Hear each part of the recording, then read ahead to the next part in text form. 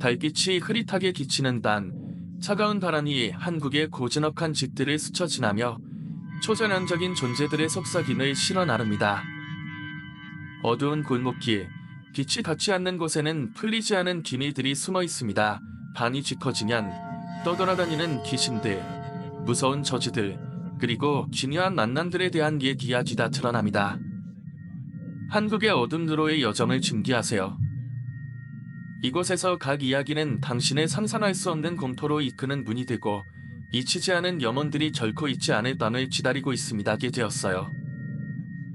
그분은 야간 알바의 분위기나 주의해야 할 점들에 대해 자세히 설명해 주었죠. 여기서는 손님이 적어서 조용하지만 가끔은 이상한 일이 생기기도 해 라고 말하면서요. 그때는 그 말을 별로 신경 쓰지 않았어요.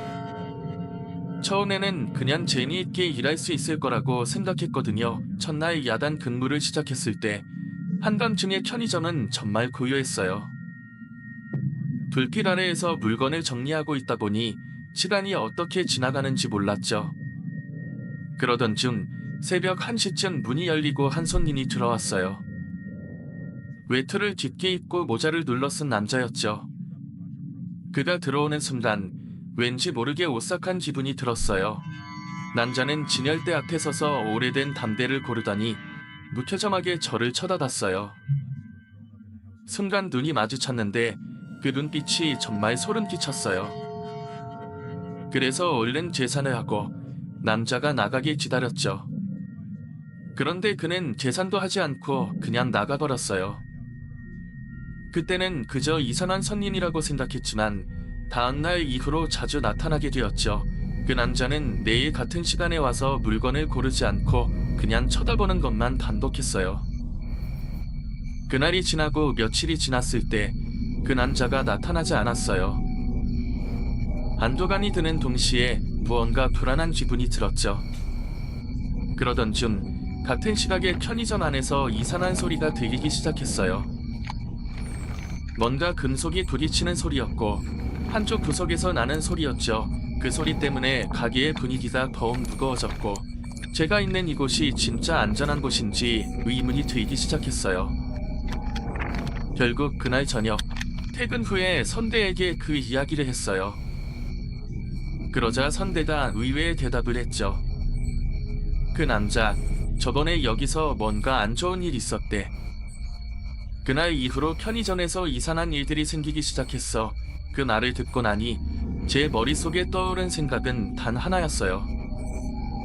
도대체 그 남자가 누구였을까? 그날 밤부터 저는 편의점에서 일하는 게 점점 더 무섭게 느껴지기 시작했어요. 그 후에도 계속해서 생기는 이상한 일들로 인해 그곳에서의 알바 경험은 정말 소름 끼치는 기억으로 남게 되어 죄의 시선이 느껴진다는 거예요. 처음에는 그냥 기분 탓이라 생각했지만 시간이 지날수록 그 감정이 더 강해지더래요. 그래서 주변을 두리번거리며 확인해봤지만 매장 안에는 아무도 없었죠. 그런데 그때 계산대 옆에 있는 큰 유리창을 통해 무언가 어둠 속에서 쳐다보는 눈빛이 느껴졌다고 해요. 그래서 다시 확인해보려고 고개를 돌렸는데 그 유리창 뒤에는 아무것도 없었고 다시 공부를 시작했답니다.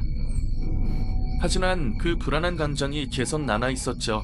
그날은 정말 지루하게 지나갔고 결국은 포스기에서 일하는 동안 자꾸만 시선이 느껴져서 집중이 안 되었대요. 그러다가 잠시 고개를 숙이고 있었을 때 누군가 제 어깨를 가볍게 톡 치는 느낌이 들었죠. 깜짝 놀라서 고개를 돌렸지만 아무도 없었어요. 그 순간 그전까지 느껴졌던 이상한 기분이 확 사라지면서 귓골이 서늘해졌다고 해요. 그래서 그날 이후로는 절대 혼자 야간 근무를 하지 않겠다고 결심했답니다. 그 전임자가 이 이야기를 하면서 무섭다기보다는 그때 느낀 감정이 지금도 여운으로 남아있다는 걸 감지했어요. 그 이야기를 듣고 나서 저는 알바를 시작하기 전부터 두려움이 조금 생기기 시작했죠. 얼마 후 제가 처음으로 혼자서 야간 근무를 하게 되었고 그때 그 전임자의 이야기가 계속 떠올랐어요. 과연 저에게도 이런 일들이 생길까 두렵기도 하고 호기심도 들었죠. 그렇게 제 알바 경험이 시작되었습니다. 사장님이 저를 불러서 무슨 일이냐고 부르시더라고요. 둥근해지기도 했고 뭔가 중요한 이야기가 있을 것 같아서 가게로 갔습니다. 사장님은 저를 보자마자 긴장한 표정으로 말씀하셨어요. 요즘 가게에서 이상한 일이 좀 많아졌어. 고객들이 종종 저녁 시간대에 여름에 있는 흰옷을 입은 여자아이를 보았다고 하는데 너는 그런 경험 없었니? 저는 그 이야기를 듣고 깜짝 놀랐습니다.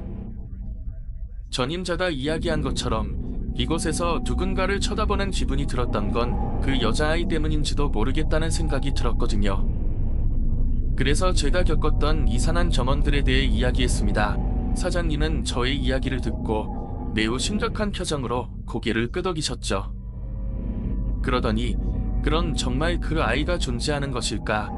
라며 혼잣말을 하셨어요. 그날 이후로 가게에는 그 여자아이와 관련된 여러 괴담이 돌기 시작했고 심지어 고객들 중 몇몇은 그 아이를 보았다는 이야기를 하고 다녔습니다. 전에도 이상한 일이 있었던 편의점이었지만 제 점원과 사장님의 이야기가 더해지면서 더욱 신비로운 분위기가 만들어졌죠. 이후 저는 복학하기 전에 알바를 그만두게 되었고 편의점에서의 기억은 잊으려 했지만 여전히 그때 느낀 기분과 사장님과의 대화는 머릿속에 남아 있었습니다. 괴담은 계속해서 이어졌고 가끔 그 편의점을 지나칠 때마다 그 시선이 느껴지기도 했죠. 그 경험이 저를 더 조심스럽게 만들었고 어떤 곳에서든 주변을 잘 살피게 만든 것 같습니다. 그 편의점에서의 이야기는 결국 저에게 잊을 수 없는 기억으로 남았습니다. 사장님이 저를 보고 반가워하시는 듯 했지만 그날의 사건이 떠오르자 마음속에 복잡한 감정이 스쳤습니다. 그래서 저도 조금 경계하며 인사를 했죠. 안녕하세요. 사장님, 잘 지내셨어요? 그렇게 짧은 대화가 오고 갔고 사장님은 제게 요즘 가게는 어떻게 운영되고 있는지 예전처럼 바쁜지 묻더군요. 그 와중에 여전히 그 사건에 대한 이야기를 할 기회를 노리고 있다는 느낌이 들었어요.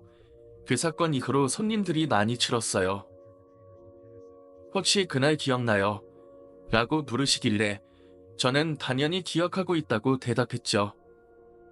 사장님은 그 후로도 이상한 손님들을 목격했다며 계속 이야기를 이어갔습니다.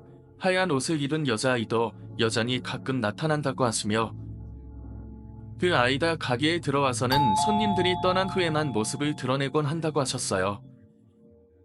사장님은 이런 이상한 일들이 많다 보니 직원들이 더 이상 오래 일하기 힘들어하더라고 덧붙이셨습니다. 저는 그런 이야기를 들으면서도 그날 친구와 함께 했다는 말이 계속 마음에 걸렸습니다. 그럼 진짜로 그 아이가 있었던 건가 하는 의문이 다시 떠올랐죠.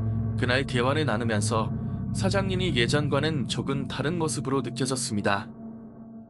뭔가에 홀린 듯한 눈빛과 자꾸만 그 사건을 떠올리게 하려는 의도가 보였거든요.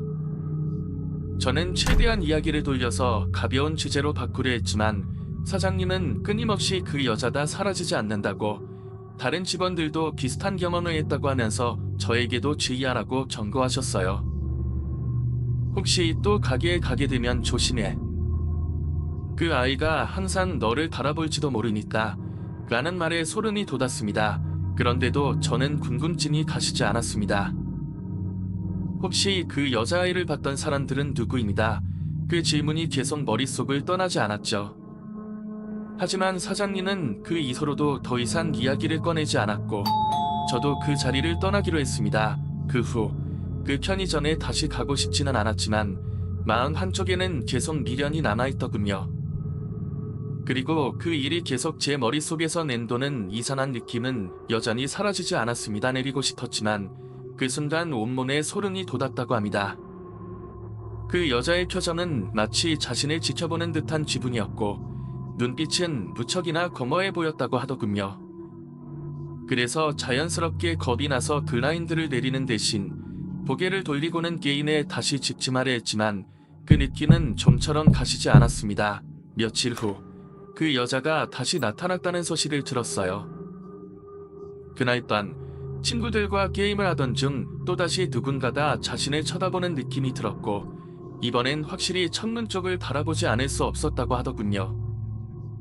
블라인드를 사이에 두고 그 여자가 여전히 같은 자세로 자신을 보고 있었다고 해요. 정말이지 그 순간은 차마 눈을 뗄 수 없을 만큼 끔찍했다고 하더군요. 결국 그는 그날 이후로 아파트의 블라인드를 완전히 내리고 주변의 소리에도 민감하게 반응하게 되었다고 해요. 그 여자는 이후로 다시는 나타나지 않았지만 그 점원은 그에게 큰 트라우마가 되었고 이후로 혼자 있는 시간이 더 두렵게 느껴지게 되었다고 합니다. 이런 이야기를 듣고 있자니 편의점에서 느꼈던 이상한 시선이나 불안한 느낌이 떠오르더군요. 정말로 혼자 있는 곳에서 느끼는 누군가의 시선은 그 어떤 공포보다도 무섭고 기묘한 감정을 불러일으킨다는 것을 다시 한번 실감했습니다. 그리고 그 시선의 정체가 무엇인지, 누가 나를 지켜보고 있는지 알 수 없다는 것이 더 큰 공포로 다가왔죠. 결국 우리는 점점 우리 주변의 존재를 의식하지 않더라도 누군가가 우리를 지켜보고 있을지도 모른다는 두려움을 가지고 살아가게 됩니다. 이 이야기처럼 요그런 경험, 정말 불안하죠. 혼자 있을 때 누군가의 시선이 느껴지면 묘한 긴장감이 생기고 자연스럽게 주변을 살피게 되죠. 특히 어두운 곳이나 한적한 공간에서는 그 감정이 더 강해지는 것 같아요. 지하철역에서 혼자 기다릴 때도 그런 느낌이 드는 경우가 많죠.